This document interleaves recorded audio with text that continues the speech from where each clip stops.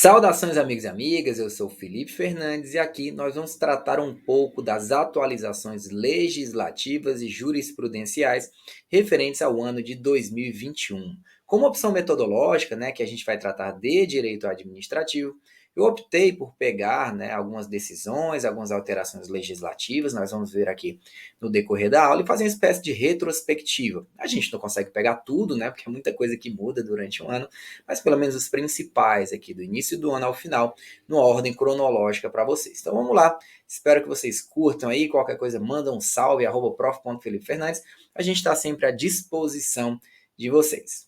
Então vamos lá, aqui é a atualização de março de 2021, veio essa decisão aqui do STJ, que é um tema relevante, que já foi inclusive cobrado em prova de concurso durante o ano de 2021. Vamos ver lá de que ele trata.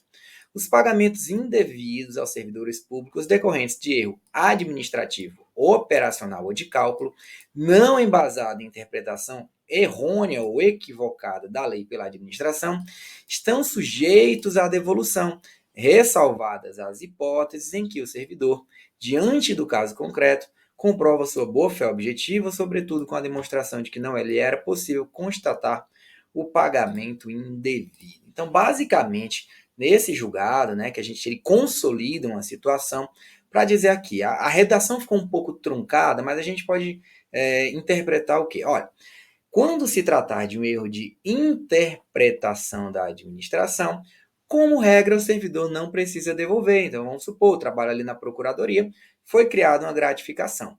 O gabinete, a chefia da instituição, interpretou equivocadamente aquilo ali. Eu trabalho no contencioso e é uma gratificação que era direcionada à consultoria. Mas por um erro de interpretação da própria administração, todo mundo recebeu, inclusive eu que estava no contencioso. Nesse caso, recebi indevidamente. Depois eles constataram, eita, essa gratificação aqui era só para o pessoal da consultoria. O Felipe recebeu lá no contencioso. Vai cortar, vai parar de me dar. Mas aí eu tenho que devolver? Como regra, não. Então a gente vê aqui que o erro de interpretação não sujeita à devolução. Por outro lado, o erro operacional ou de cálculo, ele impõe que a gente faça a devolução. Então vamos supor que eu era chefe num setor e aí recebi uma gratificação de chefia. Saí da chefia 6 meses depois, por um erro operacional, eles vão lá e me pagam a gratificação. Então veja que aqui é um erro operacional e que facilmente eu constataria. Então, nesse caso, eu devo devolver. A gente tem a ressalva em relação a esses erros operacionais de cálculo, quando eu estiver ali de boa fé, ou seja, que eu não conseguiria nem constatar que houve um erro. Então, a gente faz uma facilitação aqui para vocês, por meio de uma tabelinha, para dizer, de má fé, o servidor que recebeu um pagamento indevido de má fé, ele deve devolver. Então, vamos supor que o cara falsificou uma certidão para receber uma gratificação X. Então, nesse caso, entende-se que ele tem que devolver.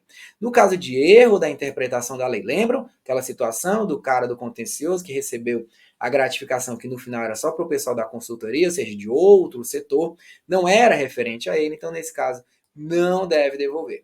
E no caso do erro operacional ou de cálculo, aí depende, regra geral, deve devolver, mas se ele tiver de boa fé, comprovadamente de boa fé, ou seja, não haveria como ele perceber esse erro, aí nesse caso ele não precisa devolver.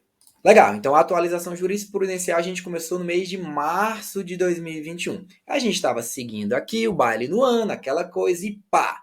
Em abril de 2021, vem ela, que eu sei que tirou o sono de muitos de vocês, a nova lei de licitações. Obviamente eu não vou conseguir fazer, eu só tenho um tempo reduzido aqui, um estudo completo da nova lei de licitações, mas a gente vai fazer um estudozinho aqui razoável dela, pelo menos os principais pontos. Então, lei 14133 de 2021, no mês de abril de 2021, mais especificamente em 1º de abril, também conhecido como Dia da Mentira. E o que é que eu destaco para vocês? Eu fiz aqui, voltar para mim, eu fiz uma opção por aqueles pontos que foram modificados e que tem aí um contraste em relação à legislação anterior. E aí, nesse caso, é mais fácil das bancas cobrarem, é mais fácil você observar aquilo que mudou. Lógico que não tudo, como eu disse, mas vamos lá, o que há de melhor. Primeiro, condução da licitação. Foi um aspecto que foi modificado também. Por quê? Porque na Lei 8666 de 93, ela tinha que a condução deveria ser feita por uma comissão de no mínimo 3 membros, sendo 2 deles servidores qualificados do órgão ou entidade. Né? Só lembrando, o que significa condução da licitação? Significa tomar as decisões, acompanhar o trâmite, dar impulso ao procedimento licitatório e executar quaisquer outras atividades necessárias ao bom andamento do certame até a homologação. Agora, veja para mim, venha para mim, olha nos meus olhos, você vê que foi modificado. A gente saiu de uma comissão para uma pessoa só, como regra geral, que é o agente de contratação previsto no artigo 8º da Lei 14.133 de 2021. Veja, a licitação será conduzida por agente de contratação, pessoa designada pela autoridade competente. Veja só os requisitos para esse cara, não é qualquer um. Entre servidores efetivos, servidor efetivo é ocupante de cargo público ou empregado público dos quadros permanentes da administração pública para conduzir a licitação, fazer aquilo que a gente falou. Ele poderá ter o apoio aí de uma equipe, mas ele responde individualmente pelos atos que praticar, salvo se ele for induzido a erro pela equipe. Então, um ponto aqui que eu acho digno de nota é a questão de quem conduz a licitação, porque a nova lei de licitações, ela trouxe uma importância para a participação e a atuação e o papel dos servidores públicos na sua realização, a realização da licitação. Para ficar mais fácil, fiz um quadrinho aqui para vocês, tem no meu livro inclusive, tá lá, que diz a condução da licitação como regra geral. É essa figura, o agente de contratação. Quais são as exceções? É direito, né? Praticamente toda regra tem exceção. Inclusive essa que eu estou falando agora. Exceções, bens ou serviços especiais, aí nesse caso ele pode ser substituído por uma comissão.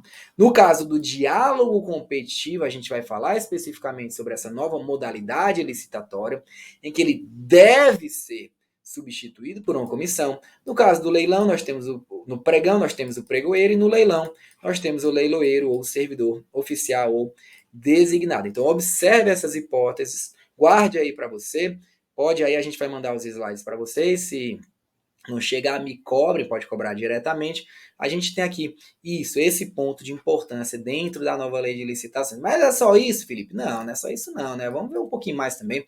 Algo que foi modificado na nova lei de licitações e que é digno de nota, que são as fases da licitação.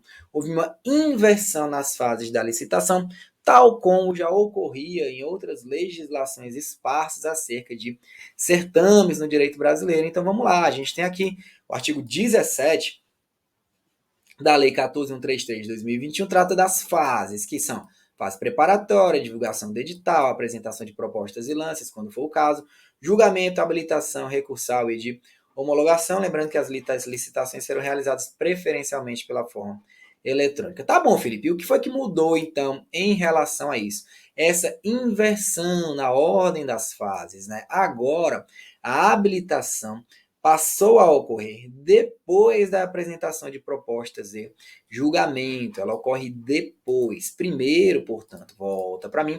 Você tem primeiro a realização das propostas e o julgamento delas e depois você tem a habilitação.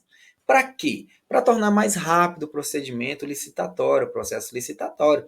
Para evitar, por exemplo, que tenha que olhar a habilitação de todo mundo, é um monte de documento, é chato pra caramba, para só depois você julgar as propostas. Né? Então, você, no caso, você nem precisa olhar a habilitação, você julga a proposta primeiro, e aí depois você olha a habilitação só de um, só daquele que ganhar. E aí, se não for habilitado, a gente segue o baile ali no trâmite da licitação. Então, veja, botei até o quadrinho para vocês. Primeiro a apresentação da proposta e depois a habilitação, algo que já ocorria, conforme eu disse, na lei do pregão, no RDC, na lei das estatais. Isso, então, dizem, né, os defensores dessa inversão de fase, que ela tornaria a licitação mais célere. Mas lembrando que é possível a inversão dessa inversão, né? Agora, porque eu estou brincando com vocês, porque agora a regra geral é essa fase, com as propostas antes da habilitação, né, a proposta de julgamento antes da habilitação, é possível a inversão, estabelecendo a habilitação antes da apresentação das propostas, desde que previsto no edital e haja ato motivado com a explicitação dos benefícios. Então, você tem que justificar por que você vai inverter as fases. Mas a regra geral é essa aqui que a gente botou para vocês. Apresentação de propostas e julgamento, e depois a habilitação. E isso traz uma consequência legal para a gente, que é interessante, foi uma modificação da nova lei, e que pode ser lembrada nas provas de concurso, que é a fase recursal única, né? Agora você vai ter só uma fase recursal depois, né? Vamos lá. E o que acontece? Fase recursal após a habilitação. Então, na Lei 8666 de 93, você tinha ali duas fases recursais, né? Uma depois da habilitação e outra depois das propostas. Do julgamento das propostas mais propriamente. Agora não, agora é fase recursal única. Guarde isso para você.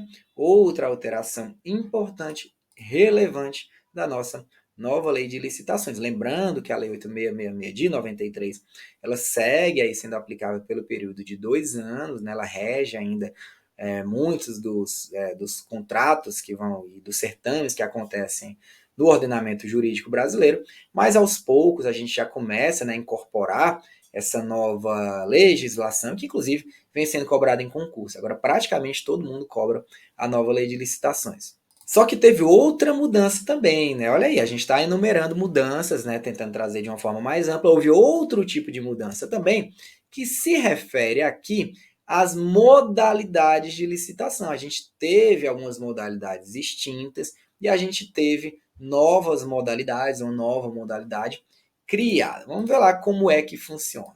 O que é que foi extinto aqui? A tomada de preços e o convite. Botei no quadrinho aqui para vocês. Tomada de preço e convite, está arriscado aqui. Foi extinto e foi criada uma nova modalidade que é o diálogo competitivo. Lembrando também que o RDC ele deixa de existir como uma modalidade licitatória autônoma e passa a ser absorvido aí, sobretudo, pela concorrência, né? Então o RDC ele foi absorvido pela nova lei de licitações. A nova lei de licitações ela tem muitos aspectos do RDC. Então a gente observa, né? Ele deixa de existir como uma modalidade de licitação para ser absorvido pela nova legislação. Então, quais são as modalidades que a gente tem agora? Concorrência, leilão, concurso, pregão, diálogo competitivo. Eu vou aqui dar um destaque para vocês para algumas delas, que são aquelas que eu considero mais importantes, podem vir a ser cobradas mais na prova de vocês. Primeiro deles, o pregão, né? O pregão se tornou muito importante, né? O pregão ele foi criado aí na legislação brasileira, ele prometia, né, agilizar os processos licitatórios, e ele deixa de ser obrigatório apenas em âmbito federal, para bens e serviços comuns, e passa a ser obrigatório para todos os entes federativos. Então a gente observa que o leilão, guarde você, leilão é obrigatório para bens e serviços comuns, leilão obrigatório, bens e serviços comuns, leilão obrigatório, bens e serviços comuns. Agora, ele vai ser facultativo em algumas hipóteses, como nos serviços comuns de engenharia, e ele vai ser vedado, ou seja, proibido nos serviços técnicos especializados de natureza predominantemente intelectual, obras e serviços especiais de engenharia. Então, guarde para você, a banca pode querer confundi-la, né? Pode tentar aí misturar onde ele é vedado, onde ele é facultativo, mas a gente deixa o quadrinho aí para vocês. Então, o leilão, ele se torna regra geral para bens e serviços comuns no ordenamento jurídico brasileiro. Esse é o mais importante, né? Como o pregão ele se alastrou ou se difundiu como uma modalidade obrigatória para determinados tipos de serviço. Critério para julgamento do leilão, menor preço ou maior desconto. E a gente segue o baile para falar também aqui da irmã dele, que eu considero aqui, porque são as duas, né, os dois que vêm pelo procedimento comum, que são a concorrência e o leilão. A concorrência, a gente tem ela aqui para algo mais complexo, né? Ela vai ser obrigatoriamente utilizada para quê?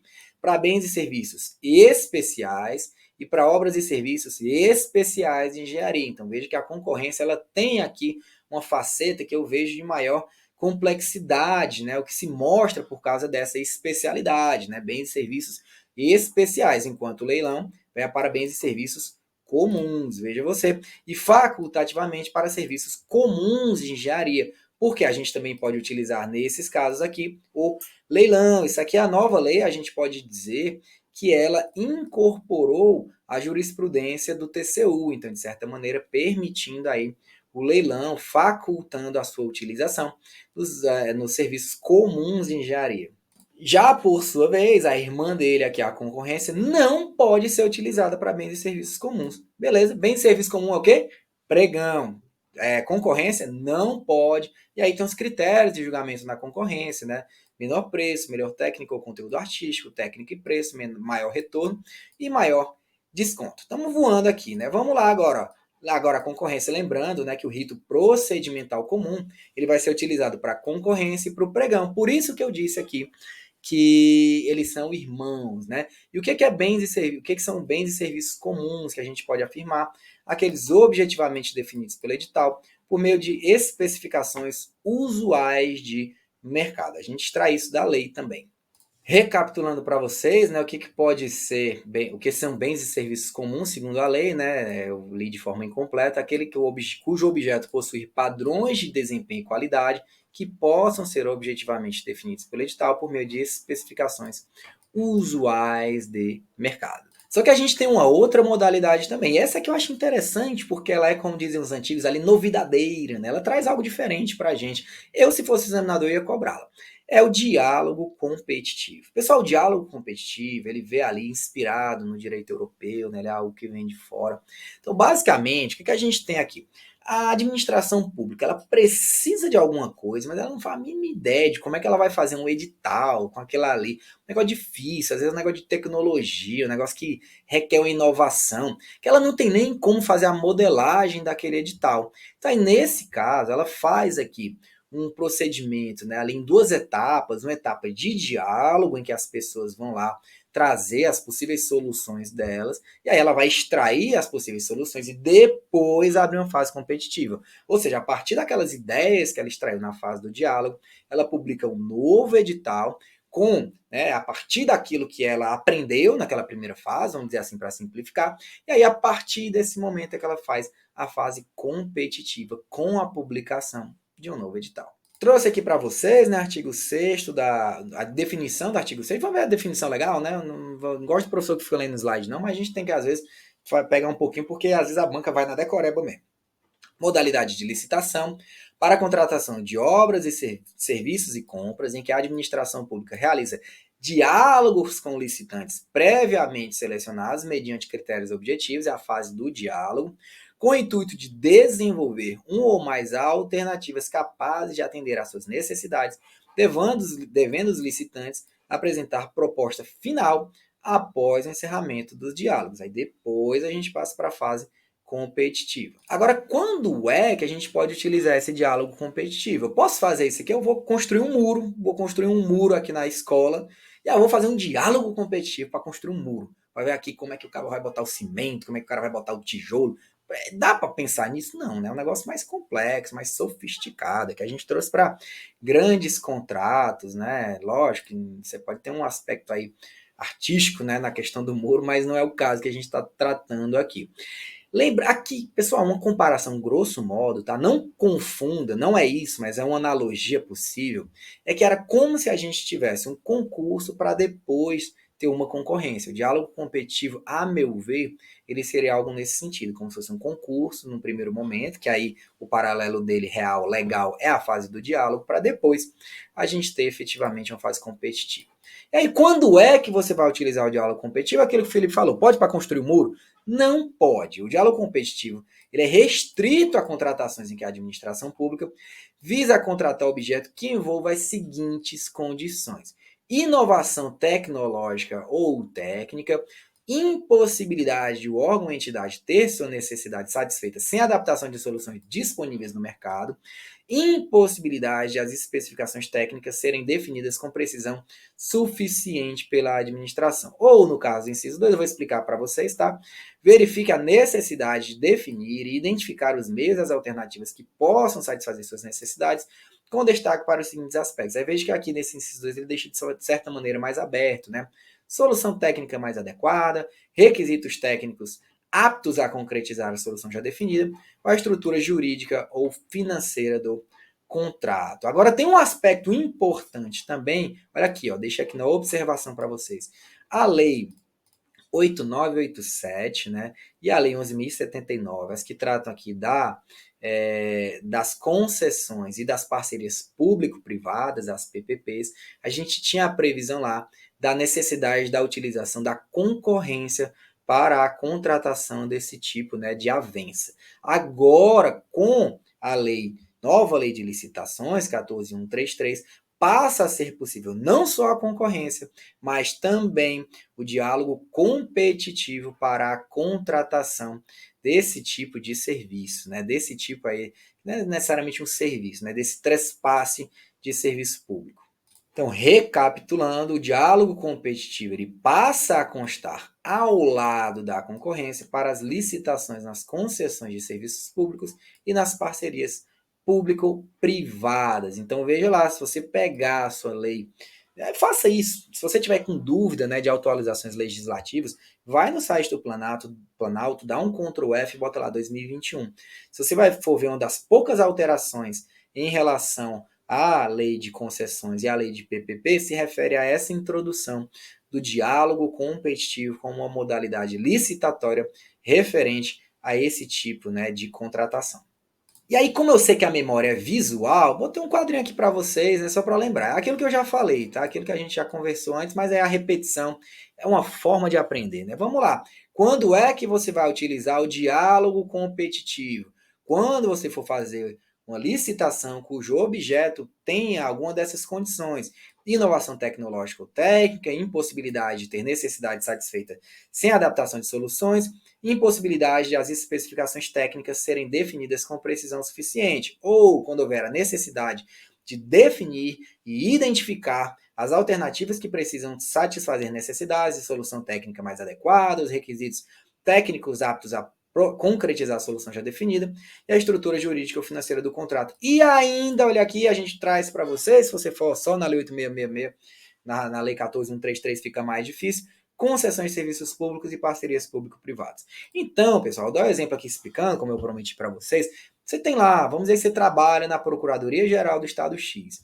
Vocês querem contratar um software de inteligência artificial para gerir os processos, né? Processo maravilhoso. Chega lá no procurador, na hora que entra a inicial, ele já acha o modelo da contestação, tal, já está lá tudo feito. Então, vai otimizar muito o trabalho da procuradoria.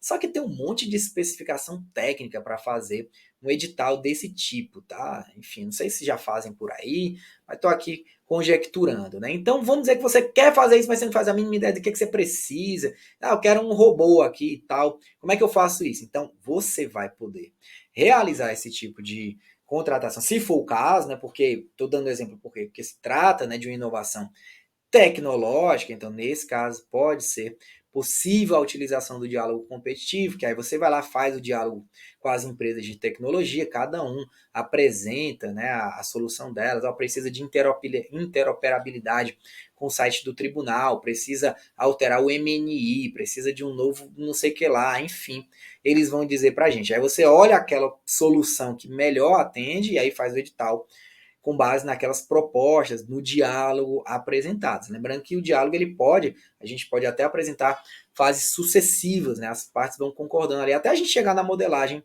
final. O edital pode prever isso. Então vejam, é isso, né? Essa inovação. Então existe um monte de solução no mercado, mas nenhuma daquelas ali atende ao que você precisa. Precisa ter uma alteração naquela solução apresentada. Nesse caso, a modalidade de licitação pode ser que seja para você o diálogo competitivo.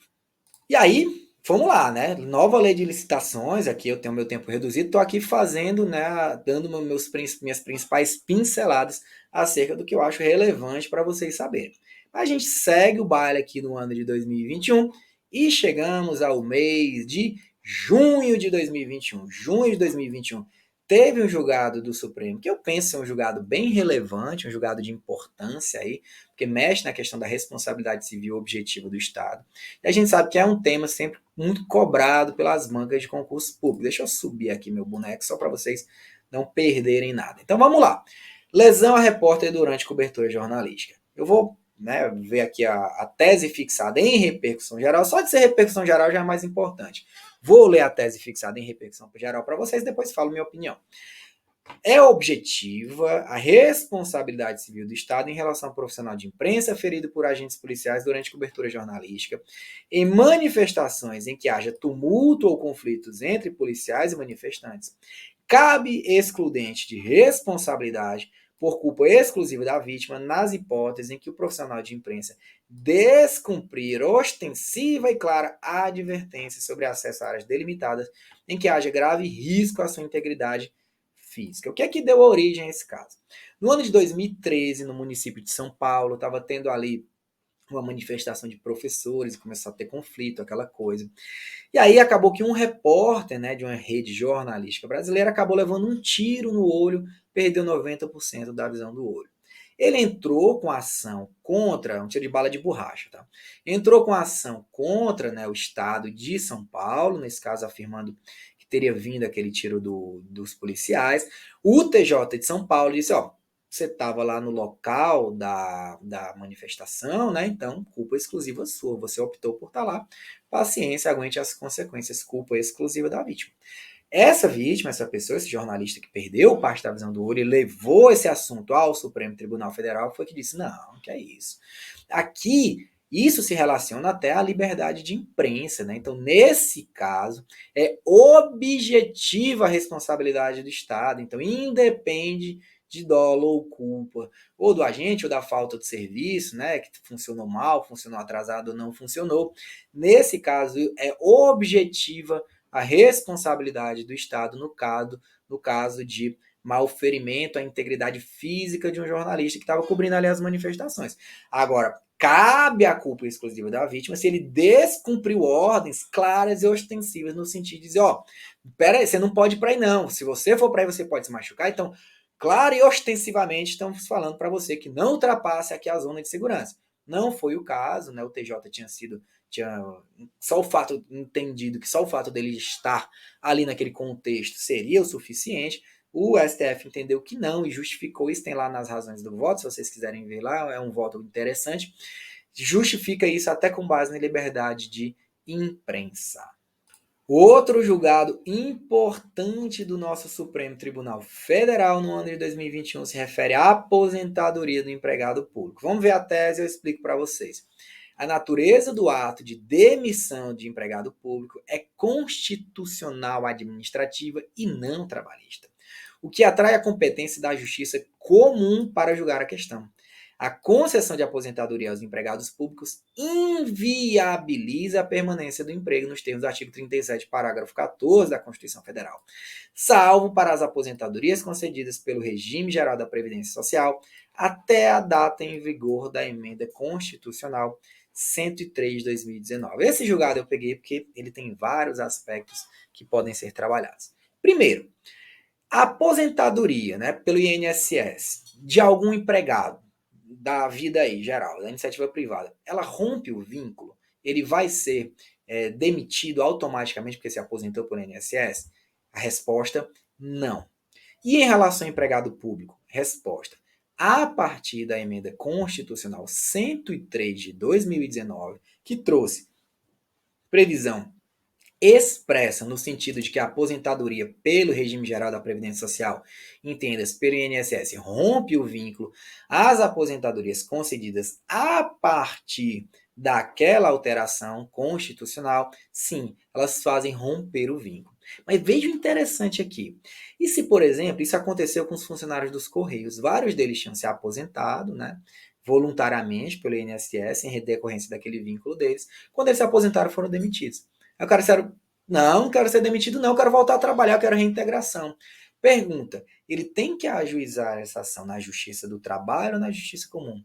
Olha o entendimento do STF, como foi interessante. Ele disse, olha, essa aposentadoria aí, ela é uma expressão do regime jurídico administrativo. Então, nesse caso, a competência não é da Justiça do Trabalho, mas da Justiça Comum. Então vejam aqui 3 pontos. O artigo 37, parágrafo 14 da Constituição diz que a aposentadoria ela rompe o vínculo empregatício desse empregado, né, empregado público. Por outro lado, também, se ele quiser a reintegração, é competência da Justiça Comum, né? E Essa alteração só atinge aqueles empregados aposentados a partir da Emenda Constitucional 103 de 2019. Isso quer dizer que, vamos dizer, a Emenda Constitucional vem em 2019. Eu já era aposentado pelo INSS no ano de 2017 e continuei trabalhando. Aí chegou 2019 e rompe? Não, porque essa aposentadoria foi concedida antes, apenas rompe aquelas concedidas depois. Então, um julgado aí bastante interessante. E eu traço um paralelo, tá? O STF já decidiu também, em outro ano, foi no ano de 2021, mas a gente faz essa conversa, que a fase pré-processual, né, aquela fase na verdade não pré-processual, né, pré-contratual do empregado público, ou seja, se ele quiser ajuizar uma ação referente ao concurso público dele, a ação referente ao concurso público, como o concurso público é uma expressão do regime jurídico administrativo, tal qual essa aposentadoria aqui, competência da justiça comum. Veja como isso é interessante, como foi interessante o raciocínio do Supremo. Então, aqui nosso julgado do mês de 16 de junho de 2021. Então, a gente ainda está em junho de 2021. Agora a gente pula para agosto de 2021. Teve um julgado bastante interessante também, que ele consolida, né, o entendimento já anterior. Então, não é necessariamente uma modificação da jurisprudência do Supremo, mas ele traz aqui o elemento a mais. Vamos lá. Os recursos públicos vinculados ao orçamento de estatais prestadoras de serviço público essencial em regime não concorrencial e sem intuito lucrativo primário não podem ser bloqueados ou sequestrados por decisão judicial para pagamento de suas dívidas em virtude do disposto no artigo 100 da Constituição e dos princípios da legalidade orçamentária, separação dos poderes e eficiência da administração pública. Então, basicamente, o que o Supremo disse? Ele disse, olha, estatal prestadora de serviço público paga por precatório. Então, esse é um elemento relevantíssimo, mas veja que teve um aspecto que ele trouxe também. Sem finalidade de intuito lucrativo primário. E é por isso que eu trouxe esse julgado, porque a gente já sabia, isso já não vem de hoje, né? Que empresas estatais prestadoras de serviço público em regime não concorrencial pagam por precatório. Isso por quê? Para evitar a concorrência desleal. As empresas estatais, na medida do possível, elas não devem gozar, né, de benefícios não extensíveis à iniciativa privada, para garantir que o empregado, quando atuar em sua forma, o empresário, o Estado, quando atuar em sua forma empresarial, não se veja numa situação aí de vantagem e de concorrência desleal em relação aos demais, né? Mas aí veja que um ponto importante foi esse terceiro aqui que o Supremo ressaltou, sem intuito lucrativo primário. Então, aqui em agosto de 2021, a gente teve esse julgado que eu considero de relevância e aí deve ser lembrado por vocês. Agora, aqui no mês de setembro de 2021, tivemos um julgado importantíssimo também aqui do Supremo Tribunal Federal. Primeiro, vamos lá, volta para mim. As bancas, sobretudo o SESP, elas gostam muito desses temas que a gente vem tratando aqui. Esse tema de concurso público é um tema que normalmente cai, então eu vejo aqui uma importância, né? Uma importância aqui ressaltada nesse assunto. E vamos ver lá para vocês o que o Supremo decidiu em relação ao concurso público nesse aspecto. O que decidiu o Supremo? É inconstitucional a interpretação que exclui o direito de candidatos com deficiência à adaptação razoável em provas físicas de concursos públicos. Por outro lado, a segunda tese fixada, veja, ele fixou duas teses aqui, é inconstitucional a submissão genérica de candidatos com e sem deficiência aos mesmos critérios em provas físicas, sem a demonstração de sua necessidade para o exercício da função pública.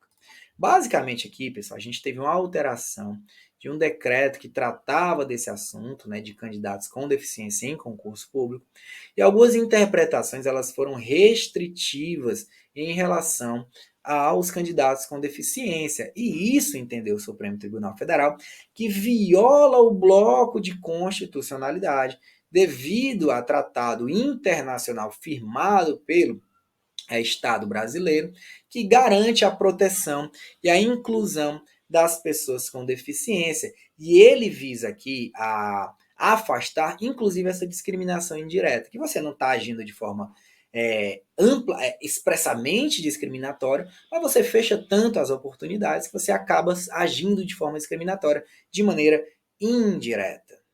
Para deixar mais claro aqui, o decreto era o 9.508 de 2018 e o Supremo decidiu que, olha, essa adaptabilidade, né, é uma faculdade em favor do candidato com deficiência, que pode fazer uso de suas próprias tecnologias assistivas e de adaptações adicionais, se assim preferir. Né? O decreto ele garantia que poderiam ser utilizadas as tecnologias assistivas daquele candidato, mas não poderia fazer nenhuma adaptação posterior, nenhuma outra adaptação. O Supremo disse, não, isso é uma faculdade dele. Ele pode utilizar suas tecnologias assistivas e se houver a necessidade de alguma adaptação, ele vai poder fazer. Se ele quiser fazer, ele vai poder fazer. E veja que, via de regra, e aqui, né, isso se relaciona com a segunda tese, os critérios de aprovação nas provas físicas poderão ser os mesmos para candidatos com e sem deficiência. Então, veja, não é sempre que a gente tem que estabelecer critérios aí adaptados. Mas isso somente é aplicável nas hipóteses em que essa exigência for indispensável ao exercício das funções próprias de um cargo público específico. Então, veja que pode ter um cargo aqui que realmente não tem como haver, né, critérios diferentes entre candidatos com deficiência e sem deficiência. E nesse caso, para esse cargo público específico, aí o Supremo entende que sim, que pode ser submetido à mesma prova, ou aos mesmos critérios de aprovação. E seguindo o baile, a gente vem aqui para ainda no mês de setembro de 2021 e 14 de setembro de 2021, a gente trata da execução de multa, né? No caso, relativo ao erário municipal, que foi uma jurisprudência do Supremo, que a gente pode identificar uma modificação em relação à jurisprudência do STJ e por isso se torna muito importante. Vamos ver a tese fixada e eu explico para vocês. O município prejudicado é o legitimado para execução de crédito decorrente de multa aplicada por Tribunal de Contas estadual a agente público municipal em razão de danos causados ao erário municipal. Então veja a hipótese aqui. A gente teve o Tribunal de Contas, né? Você sabe que o Tribunal de Contas ele julga as contas, né, dos gestores. Ele pode aplicar sanções a esses gestores. Ele pode determinar, por exemplo, o ressarcimento erário e pode aplicar uma multa. Tá.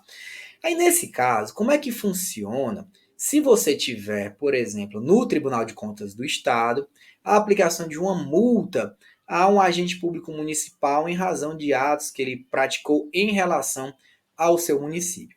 A gente tem aqui duas jurisprudências, a do STJ e a do STF. Esse julgado consagra a jurisprudência do STF em repercussão geral, o que provavelmente levará à mudança do STJ. Mas vamos ver aqui como é que o STJ operava. O STJ, aqui meus quadrinhos sempre para vocês, ele entendia que no caso de ressarcimento ao erário, aí tudo bem. Nesse caso, a competência é do ente lesado para ajuizar a ação, executar aqui esse débito. Né? Então, nesse caso, se fosse um dano causado ao município, era o próprio município que teria essa competência para reaver esses bens aqui, no caso de ressarcimento ao erário. No entanto, em se tratando de multas, se você estivesse tratando de um Tribunal de Contas estadual, seria o ente que mantém o Tribunal de Contas, logo o Estado, né, por meio da PGE, que no caso do município, por meio da PGM. O Supremo ele foi lá e modificou e disse, olha, a competência do ente lesado, tanto no caso de ressarcimento ao erário, quanto no caso de multa. Então, vejam a mudança de paradigma. Eles concordavam quando a gente estava tratando de ressarcimento ao erário. Nesse caso, competiria ao próprio ente lesado. Então, se foi uma lesão ao município, é a própria PGM que teria a competência de executar aquela, né, de buscar o ressarcimento ao erário, tanto para o STJ quanto para o STF. Mas quando se tratava de multa, o STJ tinha um posicionamento distinto. Ele dizia, ó, no caso de multa, se você está tratando de um TCE, quem vai ter a competência para executar essa multa aqui vai ser o ente, né, ao qual esse TCE é vinculado, no caso, Estado, pela PGE. O Supremo foi lá e disse, não, nesse caso, né, vai ser do ente lesado também. Então, veja que o STF, ele unificou aqui, ficou mais fácil para a gente, então.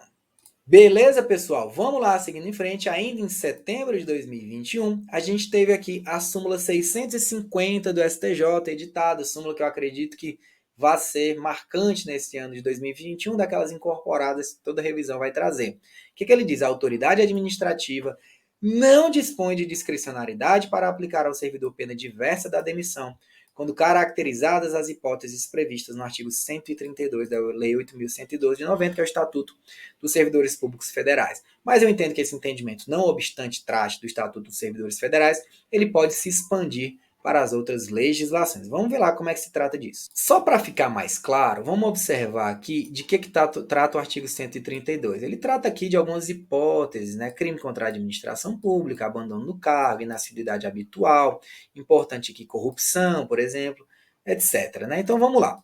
Vamos supor que determinado PM, policial, servidor, quem quer que seja, ele foi pego num ato de corrupção, no servidor federal, né? Vamos jogar aqui para o âmbito federal, a gente está falando da Lei 8.112.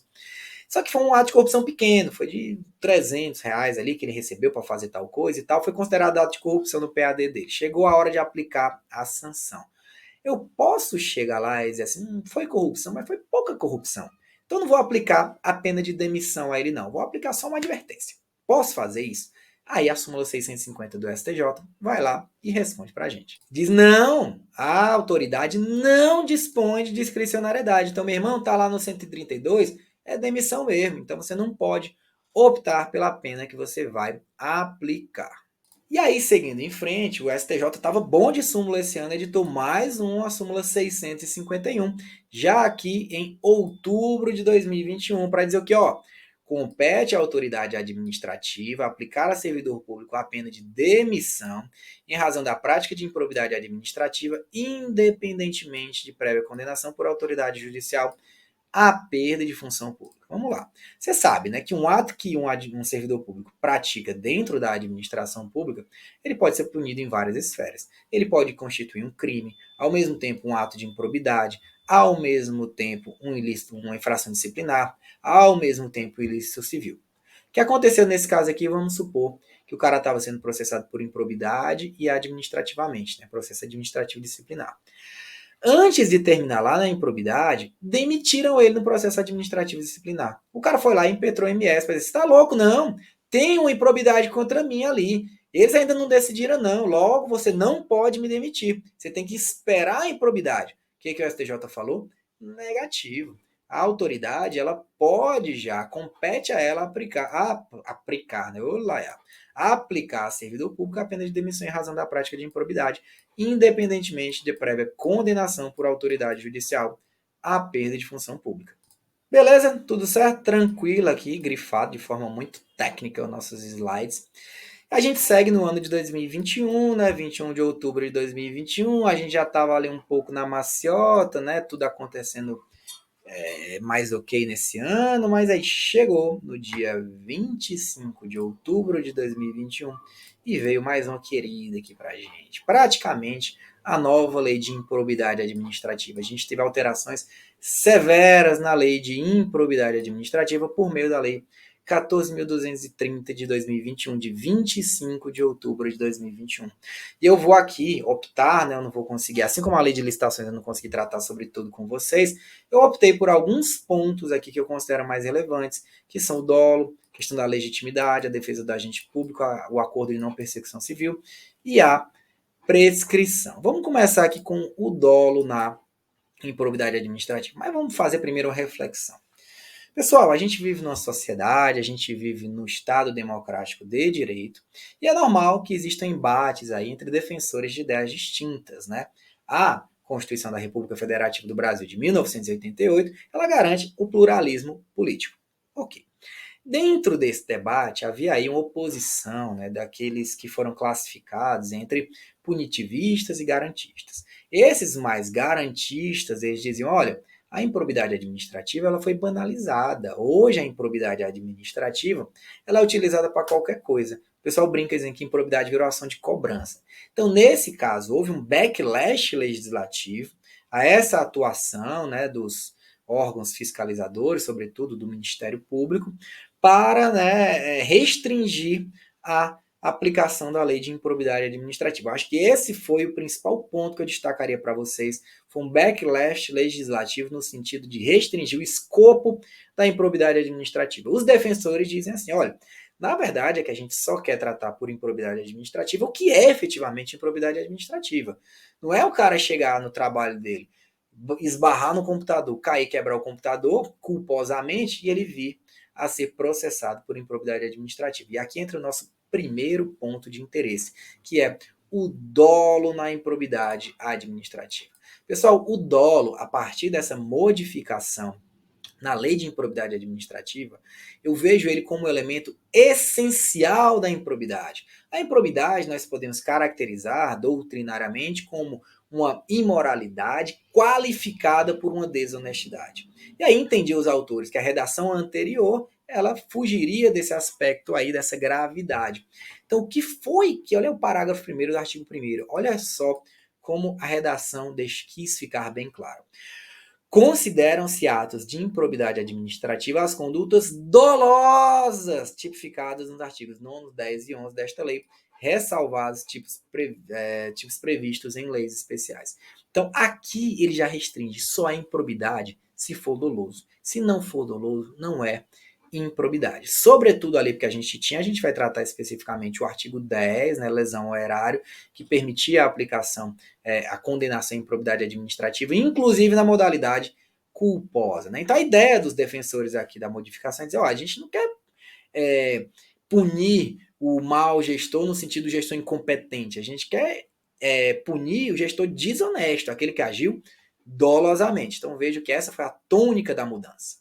E aí eu ressalto, então, para vocês o dolo como elemento essencial. A lei vai lá e diz até o que é o dolo, que é a vontade livre e consciente de alcançar o resultado ilícito tipificado nos artigos 9, 10 e 11, não bastando a voluntariedade do agente. Pela interpretação sistemática da lei, a gente considera superada a jurisprudência do STJ, que admitia o dolo genérico, né? Então, a partir de agora, o dolo tem que ser específico, né? Não basta então a mera voluntariedade do agente, e essa, portanto, foi a tônica na alteração na improbidade administrativa. E aí tem alguns dispositivos que deixam transparecer isso para a gente, como por exemplo o artigo 1º, parágrafo 8º, que diz: não configura improbidade a ação ou omissão decorrente de divergência interpretativa de lei. Vou contar já para vocês. Baseada em jurisprudência, ainda que não pacificada, mesmo que não venha a ser posteriormente prevalecente nas decisões dos órgãos de controle ou dos tribunais do Poder Judiciário. Isso aqui, pessoal, eu falo para vocês, até porque na vida, né, a gente lê portais de notícia jurídica, etc., a gente é obrigado a conviver com isso. E a gente vê alguns casos em que a lei de improbidade administrativa ela foi utilizada não porque estava havendo uma desonestidade, mas porque houve uma divergência interpretativa. Vou dar um exemplo para vocês. Vamos supor que determinado gestor ele resolve gerir, redundância da minha parte, me perdoem, os aparelhos, né, os órgãos de saúde pública do município, por exemplo, que ele trabalha, ele resolve fazer a gestão por meio de organizações sociais, firma um contrato de gestão. O MP vai lá e diz, não pode ser contrato de gestão aí não, você está transferindo para a iniciativa privada, não tem o devido controle sobre as verbas públicas, todas aquelas críticas que são justas, né, são válidas em relação aos contratos de gestão e às parcerias com o terceiro setor, nesse caso especificamente. Nesse caso, em improbidade administrativa, a lei veio justamente, e eu falo isso porque eu vi isso na vida real, tá? A lei veio justamente para tolher esse tipo de atitude, esse tipo de postura, para dizer assim, a divergência interpretativa ela não pode ser utilizada para improbidade. Mesmo que depois, vamos supor que aqui, nesse caso, a gente sabe que por meio da ADI 1923, o Supremo declarou constitucionais, né, os contratos de gestão, mas vamos supor que chegasse lá na frente e o Supremo dissesse, não, isso aí é inconstitucional. Mas naquele momento que o cara fez, estava o dispositivo, tinha a lei, ele fez com base na lei que existia. Então, ainda que numa interpretação que não venha a prevalecer, então nesse caso eu entendo que mesmo, né, que seja declarado inconstitucional aquele dispositivo naquele momento, ele não pode ser processado por improbidade. O cara não agiu de má fé, ele não estava querendo tirar uma vantagem ali.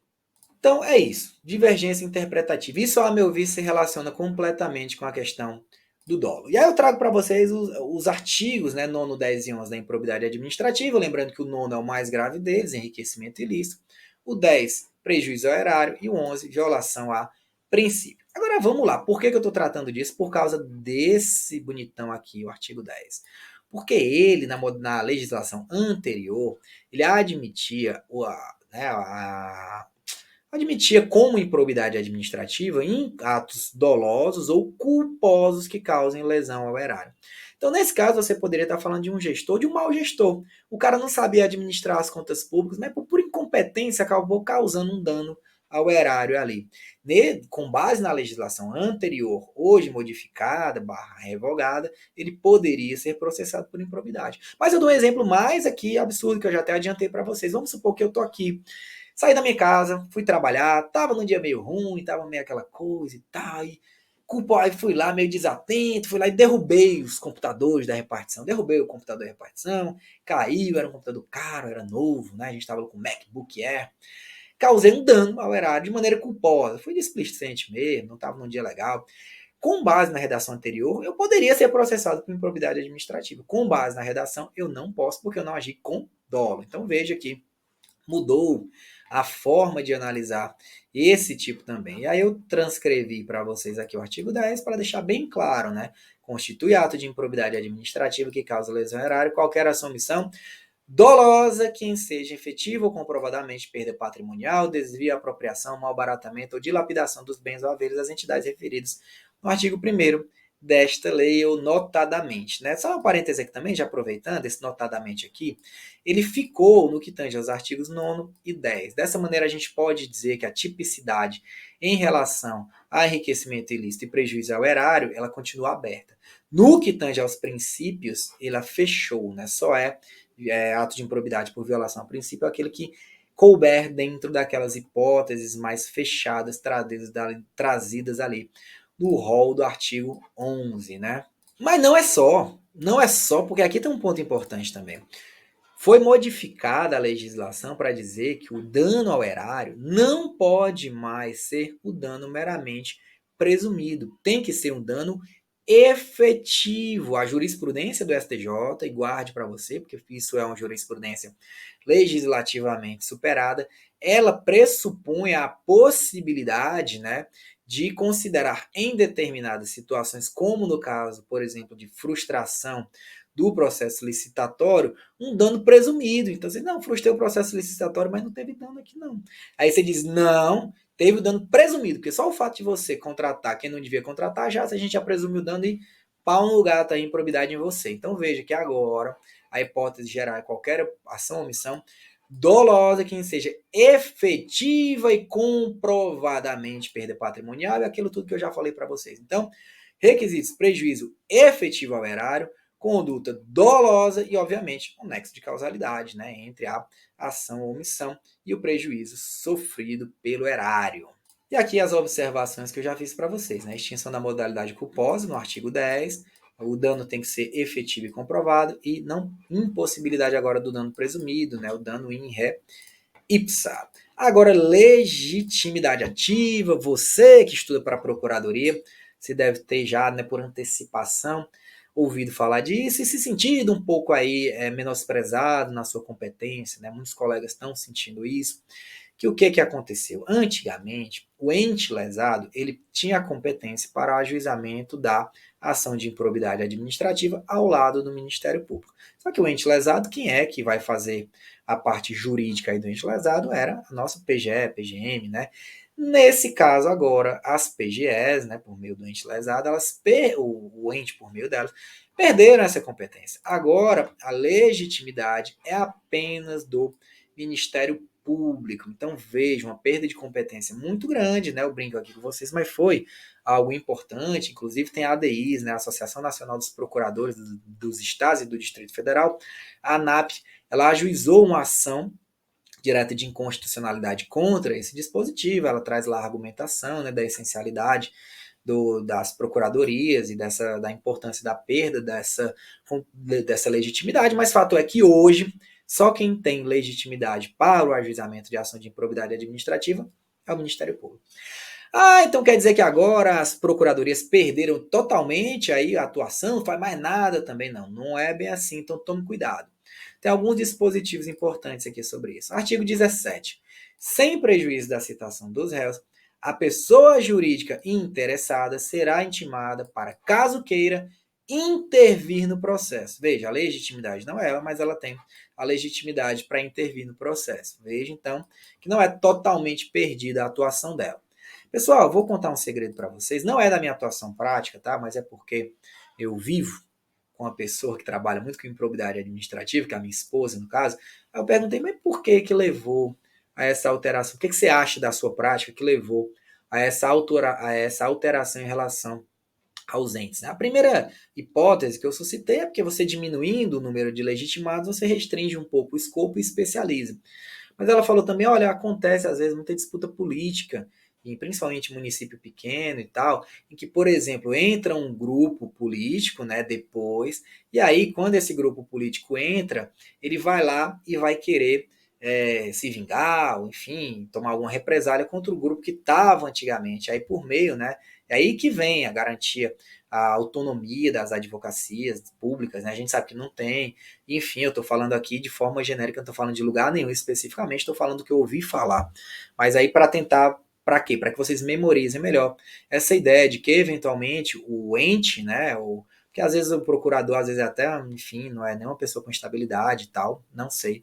Mas aí o ente acabava sendo utilizado para fins não republicanos. Então veja, isso é o ser, né? O mundo do dever ser, que a gente só precisa saber aqui, é que só quem tem legitimidade agora é o Ministério Público.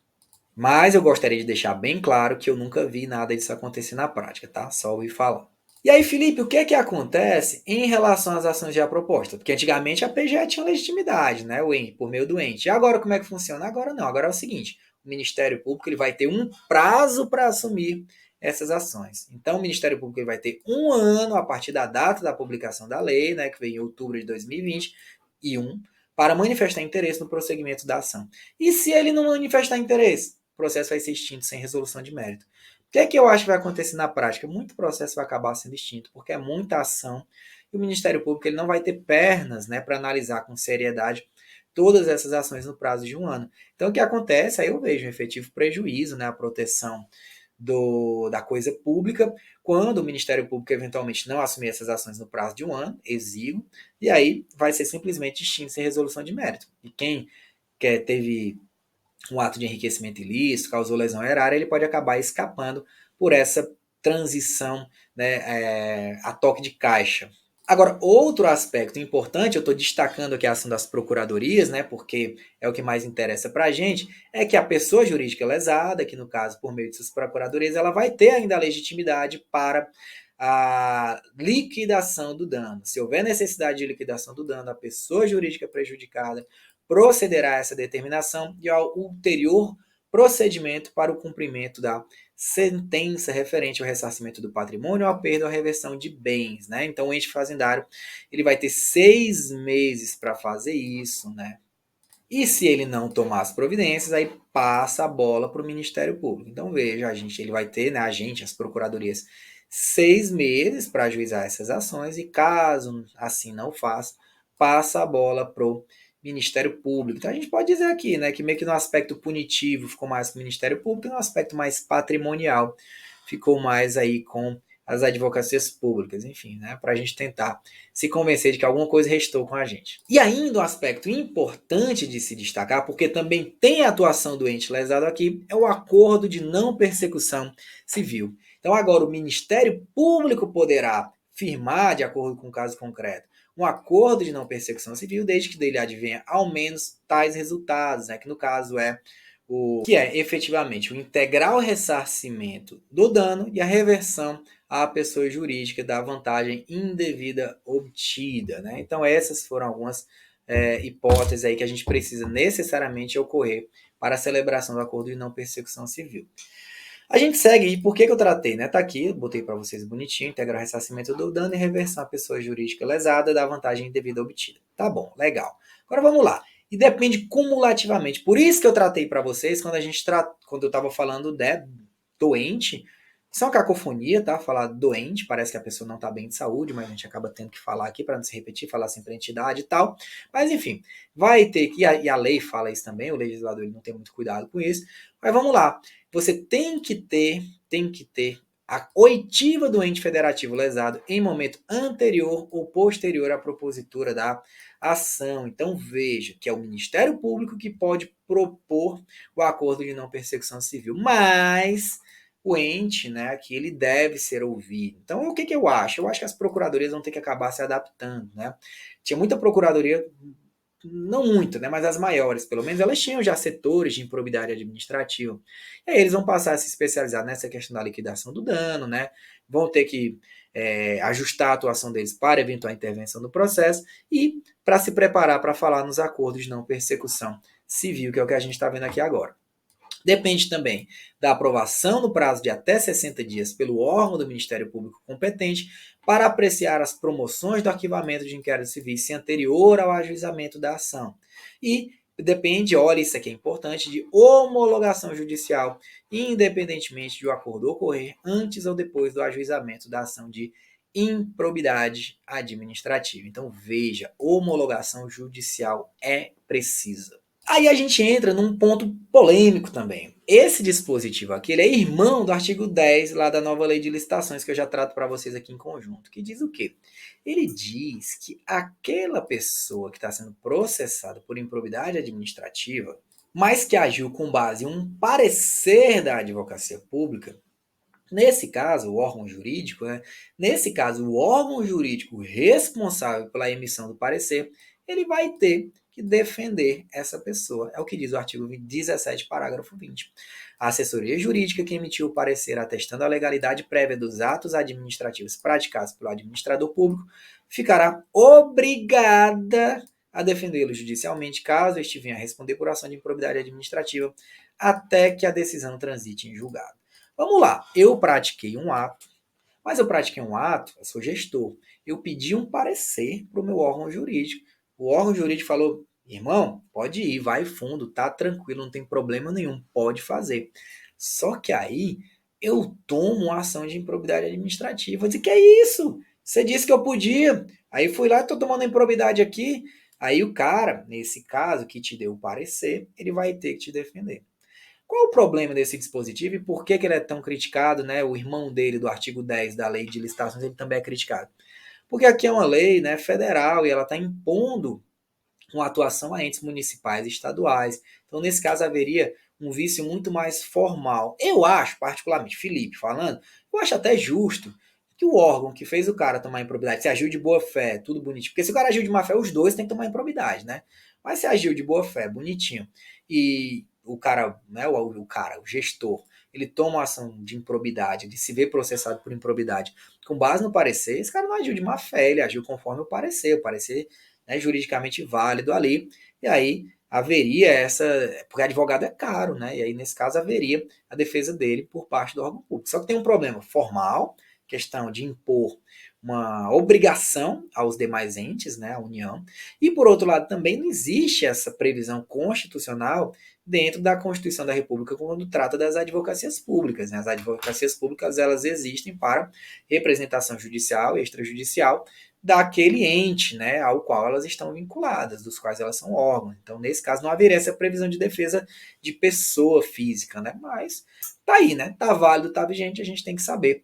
Provavelmente o Supremo vai se manifestar não só em relação a esse dispositivo, mas também em relação ao artigo 10 da nova lei de licitações. E aí quem viver verá. Lembrando que já caiu, no caso da lei de licitações, caiu na PGE ou PGM do Rio para falar justamente sobre ele. Talvez eles quisessem que você falasse isso que eu estou falando para você aqui agora. Então, às vezes é bom a gente viajar um pouco na conversa, porque a gente traz um estofo maior para que vocês possam ter o melhor conhecimento possível acerca dos temas. Aspecto relevante também modificado se refere à prescrição, né? Na redação anterior da lei de licitações, nós tínhamos prazos distintos, ali normalmente de 5 anos, né? Mas dependia de qual era o cargo exercido pela pessoa, o cargo, emprego, mandato, enfim. Agora está mais fácil. Agora unificou, é tudo de 8 anos, prazo de prescrição para improbidade administrativa é de 8 anos, contado a partir de quê? A partir da ocorrência do fato ou, no caso de infrações permanentes, no dia em que cessou a permanência. Então veja que agora, né, fica mais fácil de prescrever, né, a partir da ocorrência do fato, vai que descobrir o fato depois, enfim, está aqui. 8 anos. Então lembra aí, o prazo agora é 8 anos, ficou mais fácil para vocês decorarem barra aprenderem. Agora, tem um porém.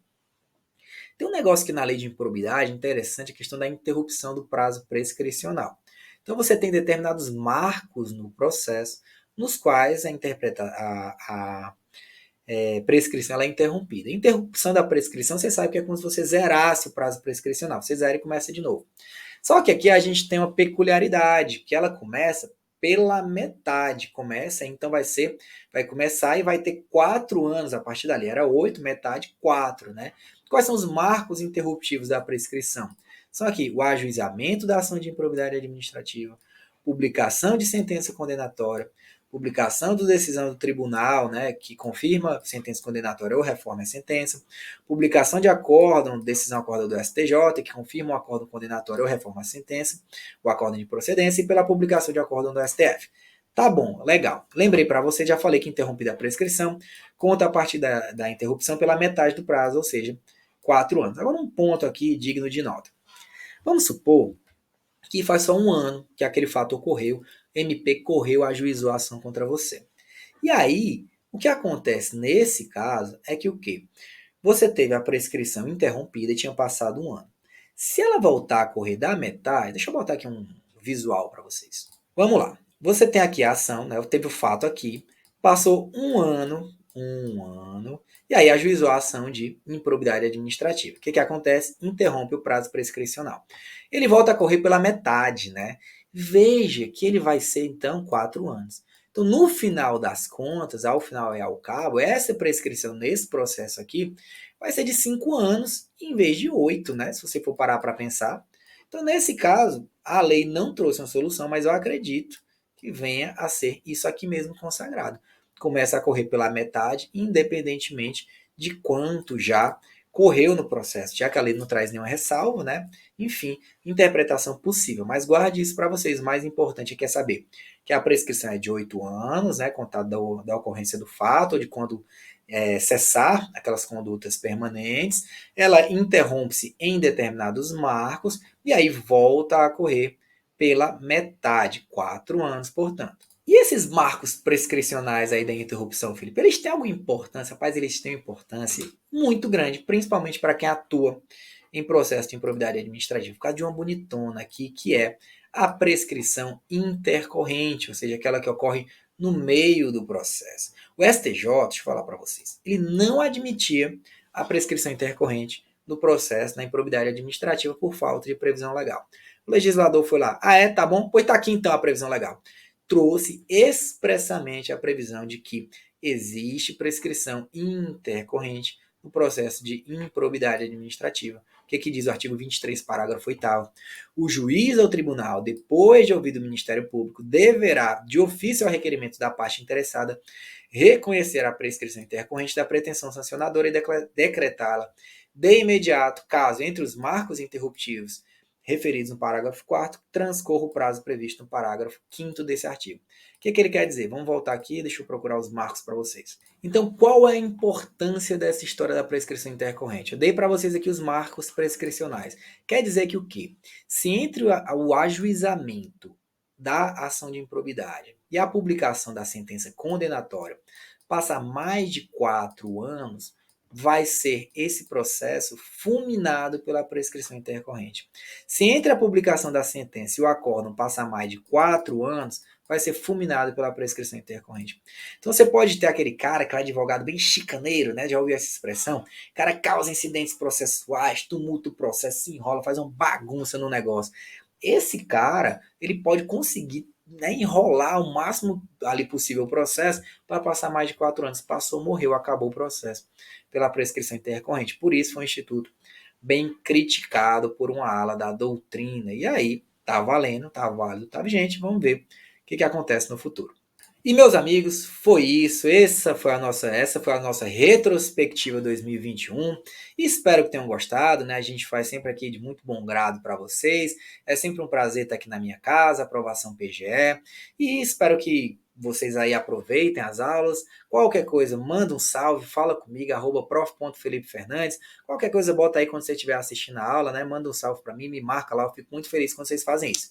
Galera, é isso. Muito obrigado por me deixar fazer parte da sua preparação. Um grande abraço e até a próxima.